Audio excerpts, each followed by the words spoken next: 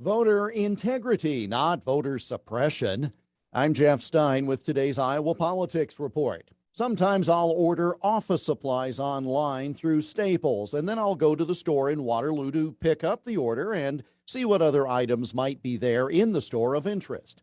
Well, when I go there, I have to not only show them a printout of the email with the order, but I have to show them a valid ID like a driver's license to prove who I am so I can pick up the order. Sometimes it's less than $20 worth of material, but I still have to show an ID. Those are their rules, and that's fine. I even thought so the day I left my wallet in the car and had to go back to the parking lot to get it because they required me to show an ID. Waterloo Public Library is only 2 blocks away from our radio studios, and I often take a walk up there to browse the new book selection. If I want to check something out, though, I have to show them a library card, which I was only able to get by demonstrating who I really was with a valid ID card. Again, in my case, a driver's license. Now, I mention this because yet again, those on the left are crying out about voter suppression, just because those who care about election integrity want an ID number put on absentee ballots. Those are the same folks who complained that Iowa was going to require voters to show a valid ID at the polls.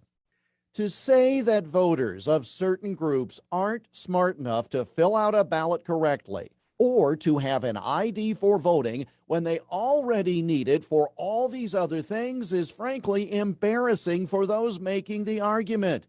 We need an ID to get a book worth $30 or $20 worth of office supplies, but we shouldn't need one when we're casting a vote for elected office? Election integrity is the number one issue in 2022 and beyond. Not the economy, not the COVID virus, not the budget deficit. If we don't have fair elections, then we have nothing in a self-governing society.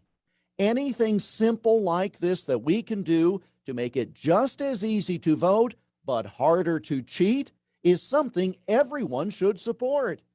And you should question the real motives of those who do not. And that's the Iowa Politics Report for Friday, February 18. On Twitter, Instagram, Getter, and Parler at Iowa Politics. I'm Jeff Stein on News Talk 1540 KXEL.